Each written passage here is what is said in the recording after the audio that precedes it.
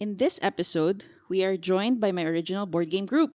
We spent some time talking about how we came together and our favorite games we have played over the years.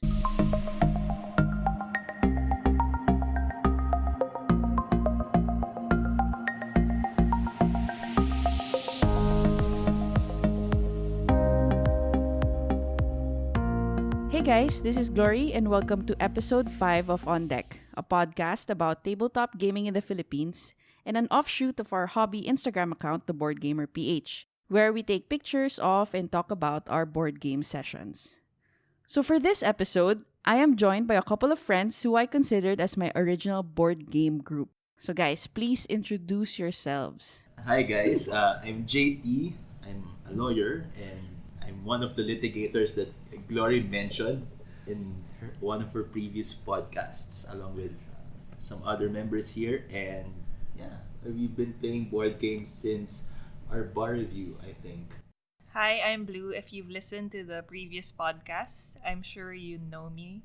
If not, just listen to the other podcasts. Hi, I'm Sheena. I'm with them. I'm one of the originals. Hi, I'm Kito. Like JT, I was also one of the litigators who Glory mentioned in the first episode. Okay, so I say that they are my original board game group because we came together at the exact time that I was really getting into gaming.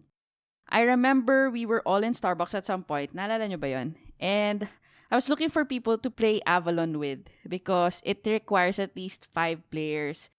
Then there, we were 5 people. So do you guys remember that?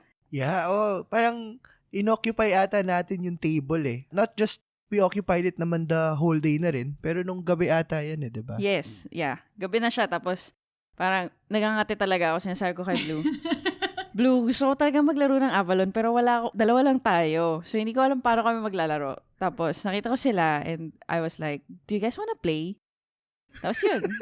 Sobrang addict natin maglaro nun na akala ko papagalitan tayo ng Starbucks at kick out nila tayo. Yeah, kasi wala pa kaming board game decorum nun. Sobrang ingay pa namin.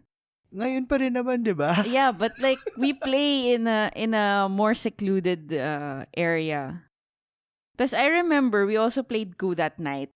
And because of that, you guys downloaded Coup on your iPads. Naalala nyo? Yeah, I remember. Tapos there was a time na bar review din yun, naghihintay kami, pumunta tayo sa isang restaurant, I forgot what na, habang naghihintay tayo sa pila, naglalaro tayo ng Coup on our phones. Yeah. Oh, ganun tayo, kasalanan to ni Glory lahat. Yeah, because as with other new gamers, social deduction kasi talaga yung makakahook sa kanila. So they started with Avalon and then Coup. After that, we just kept on getting together even during bar review. And until now, 4 or 5 years later, around 2015 tayo nag-start, diba? So, ngayon, 2019.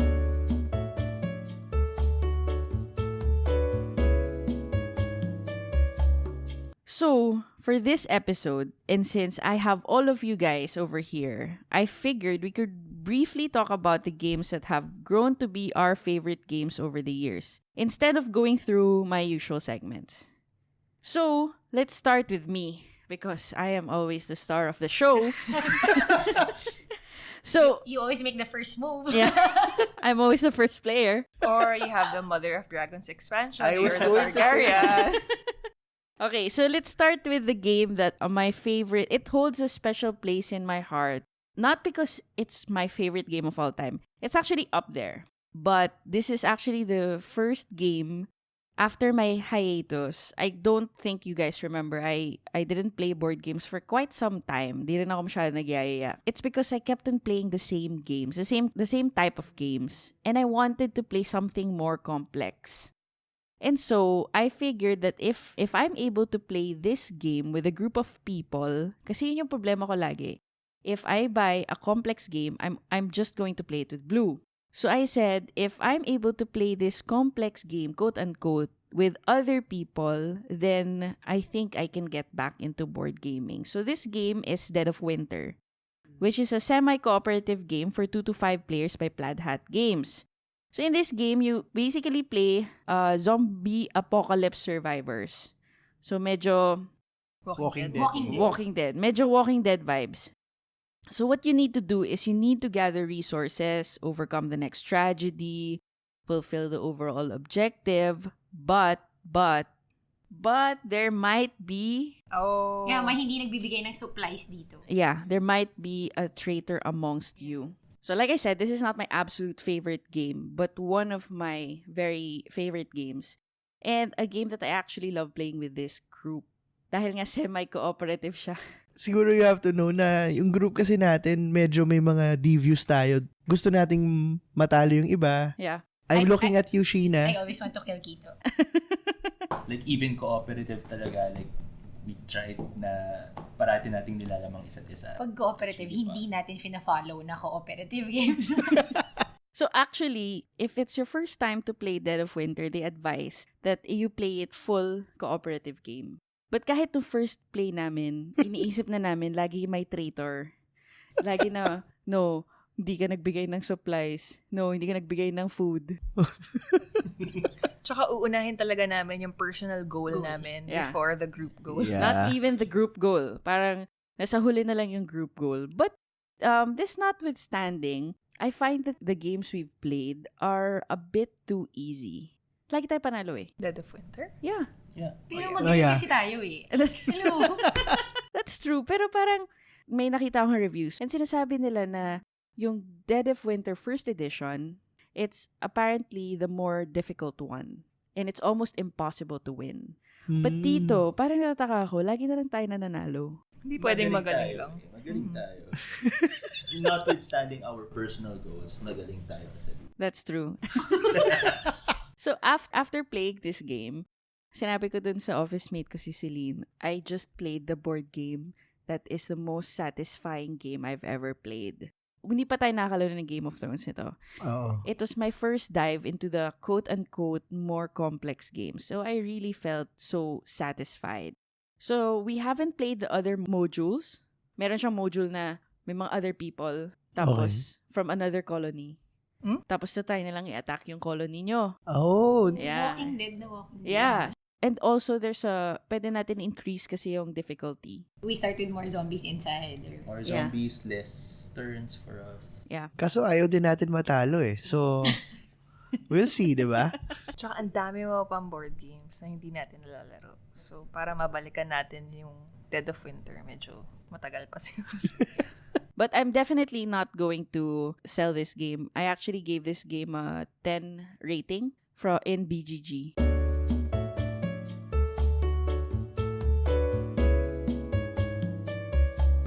Anyway, let's now go to JT first. JT, what is your favorite game? My favorite game is Black Fleet.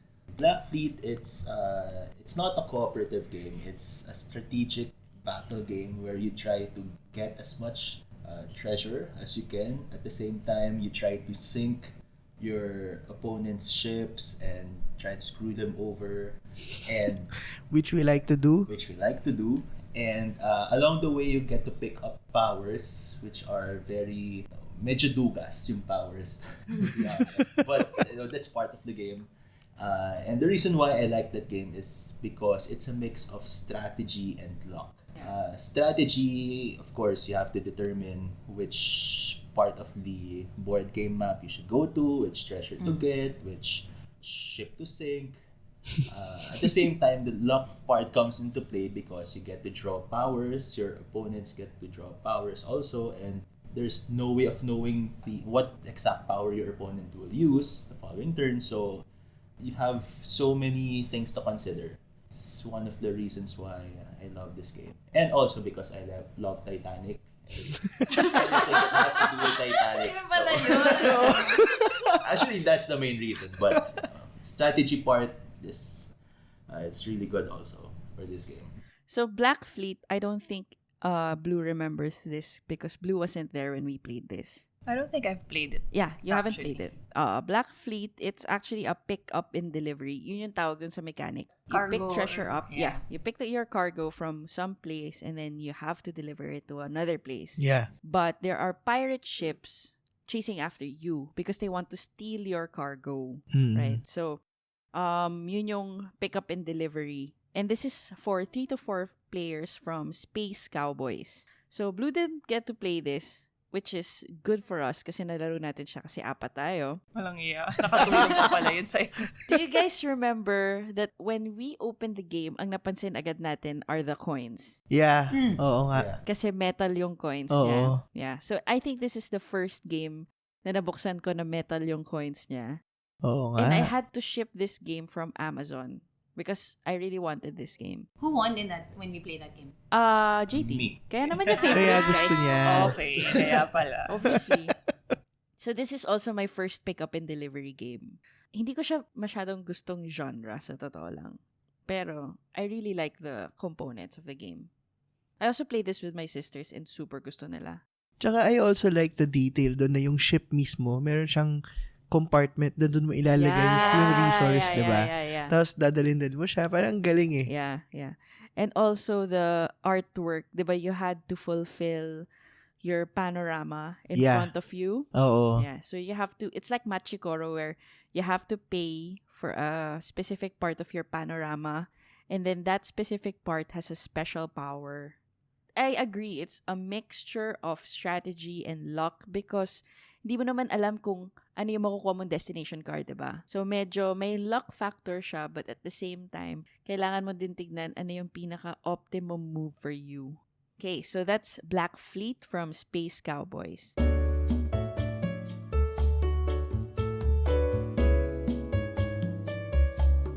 Next, we'll go to Blue. Kasi hindi ka nakarelate sa Black Fleet.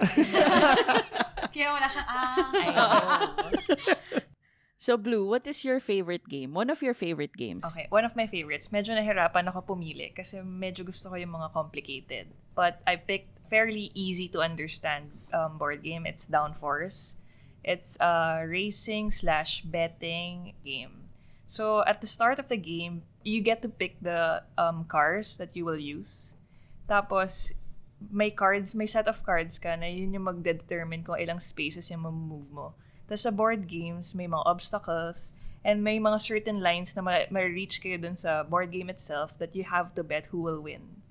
So, yun yung gusto ko kasi madaming aspects na pwede kang manalo. Kasi you can just bet on the right car and you end up winning. Even if you lose the race. Yeah, even if you lose the race. Kahit nga hindi umabot yung car mo sa finish line, you still get to win the game. So, what I like about this game is you can play it even with younger players. Mm-hmm. I think I've played this with an 8-year-old or a 9-year-old boy at nakuha niya. Instantly. Instantly. So, nakalagay dun sa instructions, I think it's for 10-year-old or and above. But this one, I really enjoy it na kahit batang-bata or kahit super tanda, okay siya. Tsaka yung replayability niya mataas. So this game is actually an older game. It's by Restoration Games. And what they do is just they find older games that they republish. So this is actually a very old game. Do you guys remember when we played this, lahat tayo para, oh my God, saya nun na. Oo nga. Ang Diba? ganda. Oo. Pero, who won that? Ikaw Me. ba, Glory? Pero you didn't win the I didn't race. win the It You is race. won the because of race. the bet. Yes, I kept on betting on myself. I don't like that game. I love it. Wow. Ang maganda dito kasi is that when you play a certain card, except for the one superpower card that you have that can only move your car, whenever you play a card, you get to move everyone else. So actually, even if, well, of course, ideally, the scenario is that you win the race and you bet on yourself. That's ideal scenario.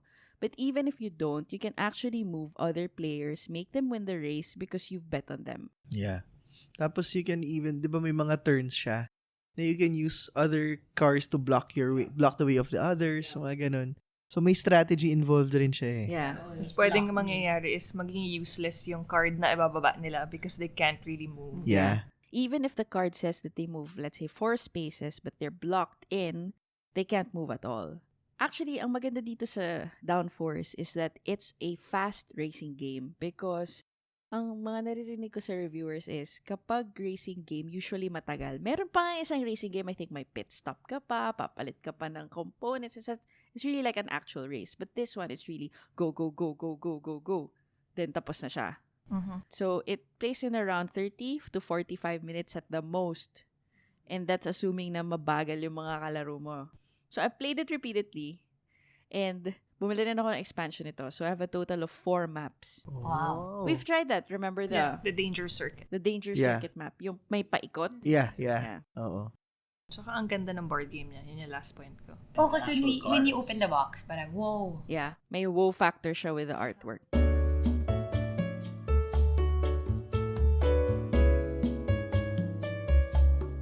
So, Sheena, Yeah, my turn. your turn. What is your favorite game? Actually, my favorite game when you asked me was same tayo. Dead of Winter. Pero dahil sabi mo sa'yo yun, okay, I had to think of another game. Not Pero the first time na Glory wins. Yeah, because Dahil she's the siya nga star yung- of the show. Pero yung original ko talaga na favorite. Remember, nung nagsa-start tayo, yung Dixit. Tapos parang nung hindi natin siya nilalaro, tapos we decided to try other games. Ang favorite ko, na naaalala ko na ngayon, we just played it, The Mind. I actually just introduced the Mind to them today. The Mind is a cooperative game. And Sheena doesn't really like cooperative games. Yeah, but I like to kill Kito all the time. Yeah. So, well, first, pinili ko siya kasi first game namin. I was actually surprised kasi sabi ni Glory, at first, simple lang siya. So, when she was explaining it, so, yan na, instructions. Tapos si Kito, hindi niya pa rin naiintindihan. Nagets ko after After so many explanations. Okay, see, yung The Mind, it's actually a very simple game. I think mas simple pa siya than Downforce. Downforce. Kasi may mga moves yung Downforce. Ito, wala. The simple way to explain the instruction is you just have to put down the cards on an increasing Ascending. Ascending order. The numbers you have to arrange in an ascending order without the players talking to each other. Akala ko medyo boring siya at first. Tapos nung we tried it, sobrang addicting niya. Tapos nakaka-tense kasi you have to play it with the group na you can easily predict their moves or how they think. Well, being able to play with this group for how many years now, I was thinking, oh, we can do this, we can win this. Kasi sabi ni Glory, dapat baka round 8 tayo. Level 8. Yeah. Level Level 8. Tapos, level 1 pa lang. Like, hello, sobrang Talo tayo patalo ni agad. Kito. Oy, si JT yun. Gusto ko lang magsabi na binaba agad ni Kito yung 50 plus. Hindi ko naintindihan bakit, pero binaba niya. Dahil mabilis daw siya magbilang in his head. Inisip lang niya, what are the odds na mayroon pang mas mababa sa kanya? Okay, pwede i-defend ko ulit sarili ko. Ito sa 57. Nandun siya sa third quadrant ng 1 to 100. Matagal na yun. So, binaba agad ni Kito. 50. One life less. Alam mo nung si Kito, kayang-kaya niya mga complicated games, pero dito, medyo may warm up. Actually, ang nakakatawa is, when I was explaining it to everyone, so sabi ko, okay, so magbababa kayo ng card in ascending order without talking to each other. Tapos si Kito parang, the fuck?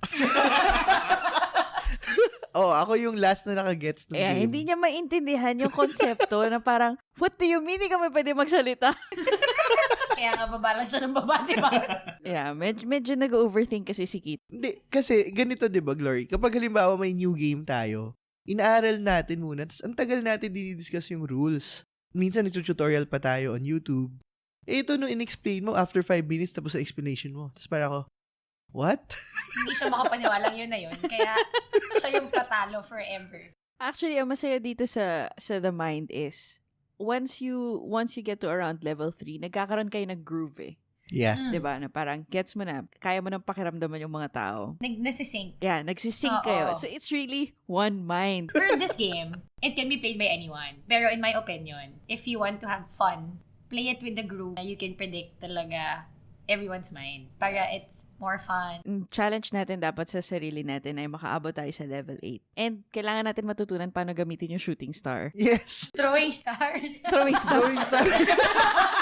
Sorry, throwing star. Hindi ko kasi masyadong Hindi kami mag-grasp. familiar. Hindi ko Hindi kasi mag-grasp. nagamit eh. Yeah, hindi ko mag-grasp yung concept na parang bababa nyo lahat ng lowest cards nyo. O tapos, ang maganda dito is na hindi natin ginagamit. Hindi tayo nag-refocus.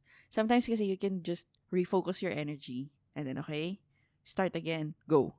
Para ma-reset yung counting mo kapag kunwari masyado na may nauuna. Oh, this game pala, okay siya pang break. Yeah, Kapag filler. you play the, like, long games na Time Stories, Game of Thrones. Parang to get the energy up again. Yeah. I agree. Na maybe next time we can, take a video. Kasi it's a really fun game. I'm glad I chased this game down. And it's been nominated by the Board Game Geek Award, Best Cooperative Game. Actually, nanalo na siya, Best Cooperative Game, Innovative Game. And people are actually hating on it kasi parang, what? The Mind, ang dami-dami mas magandang game. But if it's a game that can get so many new players into the hobby, I mean, for me, that's actually a good thing, right? Yeah, lalo na in parang board games na madaming lumalabas na very complicated. Parang focus sila on the complicated mechanisms, instructions. At least ito very simple but it works. The geniusness is in its simplicity. Hanep! Binabawi niya Iba. Quotable Kahit lagi siyang mali.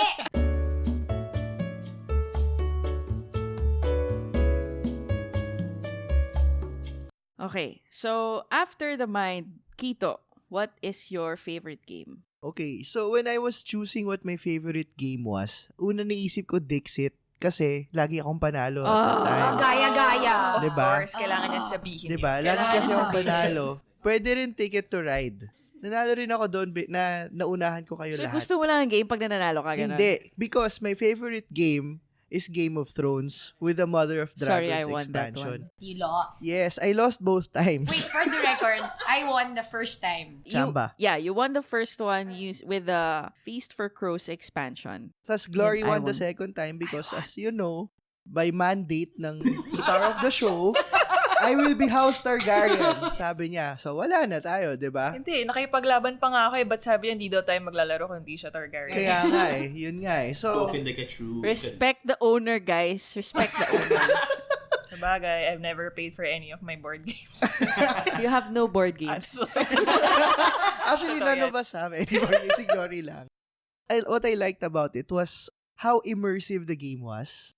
Remember, we played it for, I think, 6 hours ata yun? 6 or hours. 7 hours. Including instructions. Including instructions. Yeah, including instructions. But if I'm not mistaken, that was one of the few games na even throughout the game while we were playing it, hindi ata tayo nag-cellphone nun eh. Yep. We were still very immersed in the game. What I also liked about it was how informative it was to the whole Game of Thrones universe. Kasi Yeah. you'll see the map, parang magigets mo, you'll see why, for example, the Lannisters have to ally themselves with the other houses or bakit sa tingin nyo, ba't si Queen Sansa, long may she reign, nagsecede yung North kasi ang laki nung North, ang dadaanan lang nila is through the Reach. reach, diba? So, makikita mo, ma-understand mo more yung Game of Thrones universe, the Game of Thrones story itself by the game mismo. Tapos, you also have to strategize with it, diba? And you have to be ready kasi alala ko nung first time natin, natalo ako ni JT.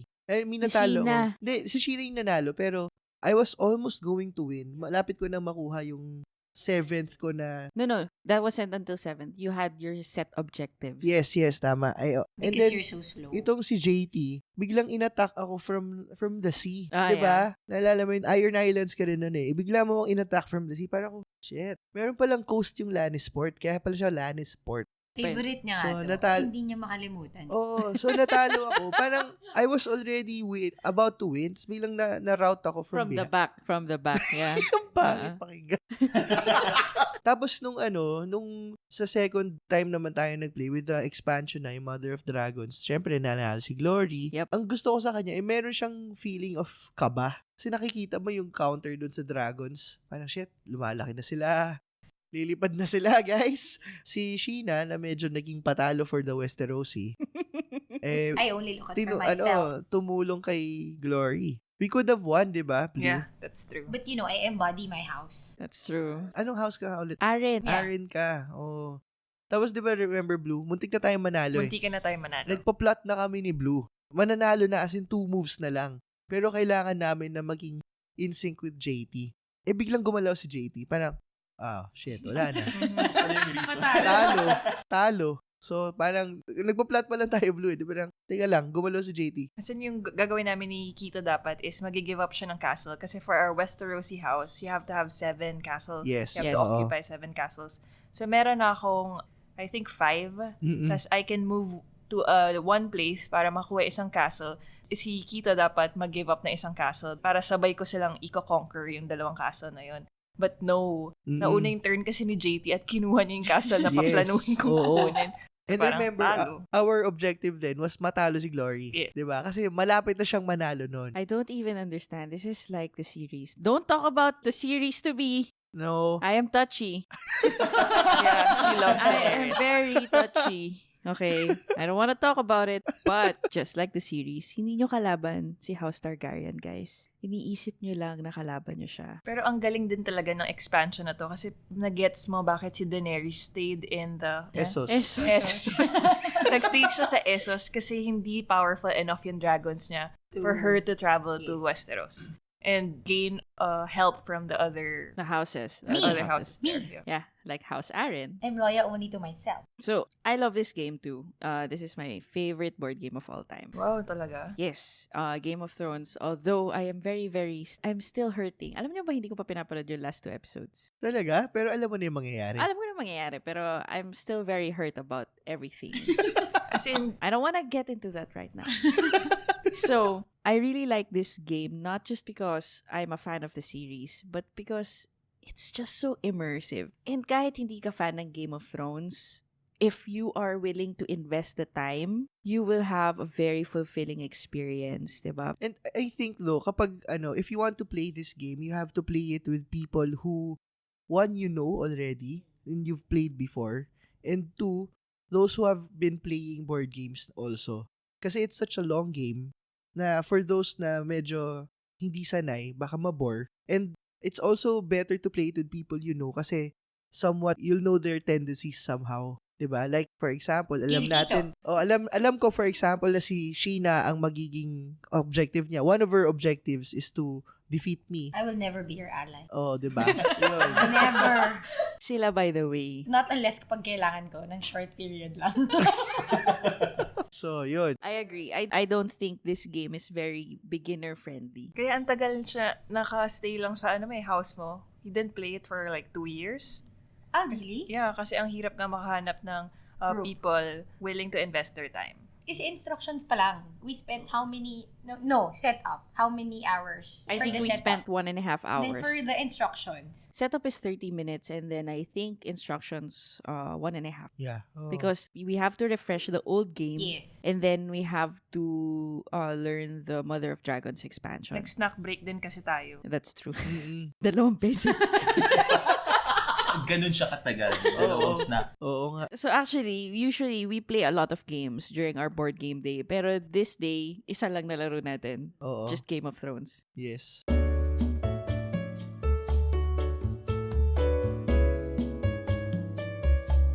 Okay, we just finished our board game session today. So what was your favorite during today's session? I made them try all new games. Wala tayong ulit. Oo. Yeah. Every session, we had ulit. Siguro 1 or 2 games 1 or lang. 2. Pero we always make sure na We may get bago. to play the new games. Because what I like about this board game group is that it's very easy to teach them the game. So great. And they're always willing to try something new. This game group, medyo willing sila to try anything. Kahit na, naalala nyo, pinatry ko kayo ng farming game. Villainous. Grab. Ano Yung yun? Disney. nga. favorite. Yung pinakaayaw mo.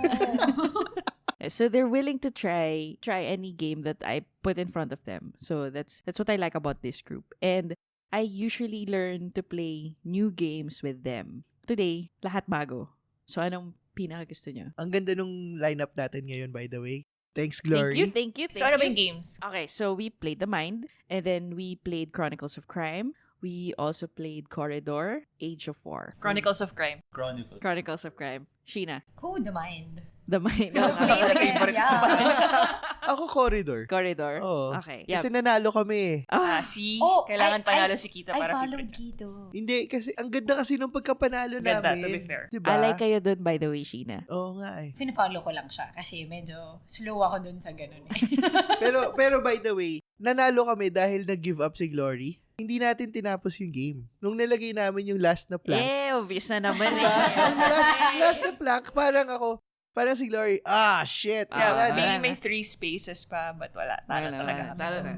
Let's first talk about Chronicles of Crime. First of all, sobrang talo namin. 0 over 100. What Oy. the F? Tutorial, 130 over 100. 135. 130. 130. 130. May extra 130 over 100. But the actual game was 0 over 100. That was really bad. Well, this might contain spoilers. We won't talk about the scenario. That we played. Yeah. But it was basically none of us thought about the actual solution of the case, right? Plot twist. Yeah. Kasi- Sobrang plot Hindi twist. kasi talaga eh. Yeah, we started with a wrong assumption. Parang The lahat detail. ng Possible evidence na scenarios. nakikita namin was leading towards a different direction dahil nga sa wrong premise or assumption namin. So, kaya tala talaga kami. The Chronicles of Crime is usually compared to detective. So what did you guys think about that comparison? Ayoko siya. Manong mas gusto ko to kasi less yung reading. That's true. Yeah. Yung parang you get into the game fast instead of reading through it ng madami. And we also made sure that everyone had a role to play. So, for example, Sheena was controlling the scientist. So, every time we needed to use the scientist, we made sure that Sheena was the one controlling the phone. Kahit na isang phone lang. Also, nag-take turns kami mag-search ng clues because I had the VR glasses. And Ang galing nun, by the way. Ang galing Ang ng saya VR. Medyo naloko pa ako ni Kito doon na lagi ko doon sa glasses ko. Sobrang stupid. Pero ang galing. so, hindi namin ma-figure out kung paano gagawin yung VR glasses. Akala namin, nalagay lang namin sa mata namin. So may lalabas na, boom. So, sinabit ni Kito and ni Sheena sa glasses nila. Oo. Tapos nag-pretend siya, wow, ang ganda. Ako naman, tanga. Uy, asan yun? Tapos sinubukan ni Glory ikabit sa phone niya, pero pabaliktad. Pero baliktad. Tapos parang, paano ba ito mag-project, di ba? So, apparently, you place it in front of your screen and andun na yung VR part. So, that was really cool. Yeah, sobrang galing na parang flawless yung integration ng technology and the board game. Yeah. And the only other time I've seen this, well, not the VR, but technology and the board game is in Mansions of Madness, which for me, the app is also very flawless. I haven't had any glitches or whatever. So this one, well, we've only had our first try today, but so far, mukhang walang glitch. Siguro the way to improve it, if you want to play it, is yung na-mention natin kanina, play it with AirPlay. Para, if you're using your phone, you can project it to a larger screen. Kasi makikita mo rin eh, di ba? For everyone to see. Yep. So that everyone is really engaged in the game. So basically, you just have a few number of cards. I'm sure magiging repeating yan throughout the scenarios. So, ang galing talaga ng QR code. Parang, It's really fast. No delay. yeah, no delay. As in, instantly, you get the clue or you find out if it's not material. And yun nga, sabi nga ni Sheena, short lang yung mga Yung reading. paragraphs. That's Reading. true. Hindi siya wordy nga compared to that detective. Kasi yung ano. detective, ang haba eh. Tapos Parang, parang, Ayaw mo ng wording. kape sila ng kape. Yeah, since sa detective may side story pa, di ba? Like, Oo. may private event pa yung police officers. tsaka yung sa yung sa detective, parang hindi ko nagustuhan yung progression ng time. Yeah. Masyadong mabilis Masyadong for mabilis. every Parang 3 hours to go to a particular Oo nga location. eh. Parang what the hell? Tapos itong yung play natin just now, mas mas realistic yung timing niya. 5 minutes lang. Oh, you'll be able to do something more. Baka kasi traffic dun sa scenario ng detective. Kaya That's 3 true. hours. Baka nasa LA sila. Wala naman sila sa Pilipinas. Pero in our defense, medyo distracted tayo ng konti while playing this version. Kaya tayo 0 siguro. Bakit tayo distracted? Hindi. Feeling ko Hindi. na-frustrate. Na-frustrate Or tayo. kakascan natin, oh. Yung parang, scan na kami na scan. We forgot one very crucial thing. From the start, no? Parang, yeah. And we had the wrong assumption nga, sabi ni Blue. And I think, kasi medyo na-frustrate. And ako, I also admit na I'm guilty of being frustrated na nagmamadali na ako. When actually, we should have taken the time to discuss. Yeah, as in gusto niya kung ano yung sagot niya. Yun yung sagot namin lahat. Hindi ko lang siya pinipigilan. I think next time, we definitely need some time to discuss our conclusions and make sure na everyone's on the same page. Baka pwedeng siguro kung mag-iterate yung developers ng game, pwedeng more than one phone, more than one device ang ginagamit para mas immersed for everyone. More VR glasses, yes. Gusto lang yung expansion. Sige, I'll check that. I'll check if that's possible. Oo. That's Glory's Q2. Can you buy the expansion? Well, they actually only have one printed expansion, which is the Chronicles of Crime Noir. Basically, it comes already with 5 scenarios. One scenario is divided into 3 chapters kasi. And you just buy an additional scenario that's included in the app na. And every scenario is like around 250 pesos. Imagine Time Stories, whenever you buy an expansion, it's 1,000 something. Kasi may card siyang printed. Ito, since you're going to use the same cards, the same board, then you just pay 250 for the particular scenario. So I think for me, medyo sulit yun. Pero ang galing na pwede kang mag-expand through the app. Yeah, yun Diba? nga eh. Parang kasi in Mansions of Madness, for example, ito yung pinakamagastos. Mansions of Madness, you have to buy the printed game. Yeah. Oo. To download it in the app, the scenario is free. But every expansion of Mansions of Madness that probably comes with 3 scenarios, yung big box expansion that I just got was 3,300. Wow. And then the smaller box expansion is 1,900. So it's really quite expensive. So this one, for me, medyo sulit siya. Plus the base game is what, 2,000 something? But would you say na this is good for beginner, intermediate, or ano? I think intermediate. You can't play it with beginners. So there. So that's Chronicles of Crime. It's really, really fun and I can't wait to play this again. I'll probably play the same scenario with my other friends. To see lang. Tingnan ko lang. I won't Ano ka? dictate. Mag-facilitate ka? Mag-facilitate lang ako. Like what I do with Time Stories. If I play it with them, I moderate it with you guys, diba? Okay. Oo. Next, let's talk about Corridor. So Corridor, if you listen to episode 4 of OnDeck, I talked about Gigamic games and how I've been ignoring them for so long. And it's just an abstract strategy game. It reminds me more of chess. To be fair, gusto ko talaga tong Corridor. Actually, gusto ko rin yung Squadro. I'll let you guys try that one next time. Hindi talaga ako mahilig sa abstract strategy games, pero this one, it really hooks you eh. As in, kanina si JT tsaka si Chewy, parang hindi na sila nagsasalita. Calculated kasi Oo. dapat all the moves. Oo. Di ba, sabi mo ito supposed to be for just a 10-minute game, Yeah, di ba? 10-minute game. Oh, pero this one, kasi one of our former professors, who's our friend also, joined us for the first time sa gaming natin. And then, ito nga isa sa mga nilaro niya. He got so immersed into it, di ba? Sobrang focus nila ni JT. They were playing, tapos nagsistrategize. Kita mo yung mata nagsistrategize pareho. Tapos tayo nagko-commentary. Diba? Pag ganito. Dapat yun ako, JT, tatalo ka na yan. Ako, patay ka dyan. Ganun, diba? Ang saya eh. I keep on saying this about Gigamic games. They're not only fun, but they're actually very, very appealing on the table. Yeah, ang ganda talaga. Ang bigat pa niya. Yung parang Quality. yeah. Quality Premium weight. yung Yeah. ano na lagay. Yeah, so that's Corridor and that's Chronicles of Crime. Also the Mind, we've talked about the Mind. Those are the highlights of our board game day to day. Ganda din naman yung Age of War eh. Yeah, it's a very fun filler too. Ako ayoko ng dice game pero I like that one. Yep. So that's it for episode 5. Thank you so much for listening until the end. If you have any questions, comments, or violent reactions, please do shoot us an email at theboardgamerph@gmail.com. You can also send us a direct message in facebook.com/theboardgamerph or in Instagram at theboardgamerph. If you like this episode, please do subscribe and or leave us a comment and or rating in iTunes. Otherwise, have a good week ahead and catch us again here on Deck. Say bye, guys. Bye! Bye! 5 stars. Thanks, guys. Bye.